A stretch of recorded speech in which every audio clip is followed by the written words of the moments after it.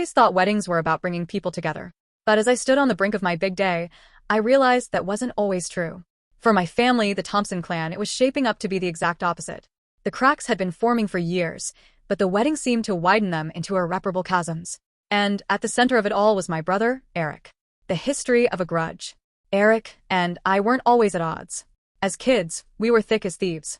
I was the quieter one, the rule follower, while Eric was the charismatic troublemaker who could charm his way out of anything. But as we grew older, his charm turned into manipulation, and his antics became less endearing. It started small, borrowing money he'd conveniently forget to pay back, borrowing my car without asking. Then came the bigger betrayals, like stealing my first girlfriend in high school. But the worst was yet to come. 3 years ago, at our mother's funeral, Eric turned what should have been a solemn occasion into a spectacle. He arrived late, visibly drunk, and loudly accused me of being Mom's favorite. His words echoed through the church, leaving everyone stunned. I tried to forgive him, to move past it, but he never apologized. Instead, he acted as if nothing had happened, as if his behavior was just another quirk we should tolerate. The wedding planning. When Samantha and I got engaged, I knew inviting Eric would be a risk. Samantha, ever the diplomat, urged me to consider it carefully. "It's your brother," she said. "But I don't want any drama on our day." Neither did I. But as the months went by and the guest list took shape, the question of Eric loomed over us. "Are you inviting Eric?" my dad asked one evening. "I'm not sure yet," I admitted. "He's your brother, Jake. You can't just cut him out." "Maybe he's already cut himself out," I replied. Dad didn't press further, but his disappointment was clear. The decision. Ultimately, I decided not to invite Eric. It wasn't an easy choice, but I justified it by recalling all the times he'd ruined family events.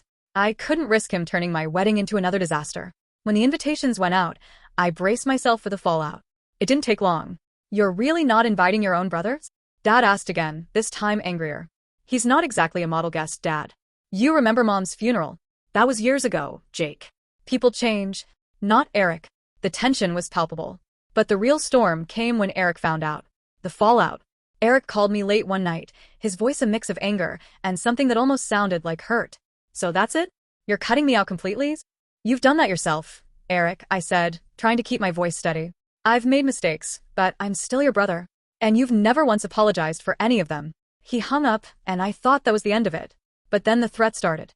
Eric began posting on social media, accusing me of being selfish and tearing the family apart. Some relatives took his side, while others supported me. Family gatherings became battlegrounds, with arguments breaking out over who was right. The day of the wedding. The wedding day arrived, and for a few blissful hours, it felt like everything would be okay. Samantha looked stunning, the venue was perfect, and the air was filled with love and laughter. Then Eric showed up. Dressed in a wrinkled suit and reeking of alcohol, he stumbled into the reception hall, shouting my name. "Jake. You think you can just erase me?" The room fell silent as he staggered toward me, his face twisted with rage. "What are you doing here, Eric?" I asked, my voice low. "Making sure everyone knows who you really are," he slurred. Before I could respond, my dad stepped in. "Eric, you need to leave," he said firmly. "Or what? You'll take his side again, like always?" Security escorted him out, but the damage was done. Guests whispered, and the festive atmosphere was tarnished. Aftermath. Months later, I received a letter from Eric. It wasn't an apology, but a bitter recounting of every grievance he'd held against me since childhood. I realized then that some wounds never heal, and some relationships are better left behind. The wedding may have been a celebration of love, but it also solidified the fractures in my family. To this day, I wonder if I did the right thing. Story 2. The sister who never forgave me. Word count, 44,200. Prologue, a bond broken. Emily and I were once inseparable. She was my older sister, my protector, and my best friend. But as we grew older, life pulled us apart. I moved to the city to chase my dreams, while Emily stayed behind, raising her kids as a single mom. Our lives couldn't have been more different. When I got engaged to Mia, I hoped the wedding would bring us closer again. Instead, it drove a wedge between us that may never be repaired. The beginning of the rift. Emily was the first person I told about my engagement. She was happy for me, or at least she pretended to be. "That's great, Daniel," she said. "Mia's a lucky girl." But as the wedding plans took shape, our differences became glaringly obvious. "You're really doing a black tie wedding?" she asked during one of our rare phone calls. "It's what Mia's family wants," I explained. "What about what you want?" "I want to make her happy." Emily didn't say much after that, but I could sense her disapproval. The no kids rule. The issue of children came up during one of our planning sessions. Mia and I agreed on a no-kids policy for the ceremony and reception. It wasn't personal. We just wanted a more formal atmosphere. When I told Emily, she was furious. So my kids aren't welcome? It's not like that, I tried to explain. It's just the kind of wedding we're having. You're really going to exclude your own niece and nephew? It's not personal, Emily. It feels personal.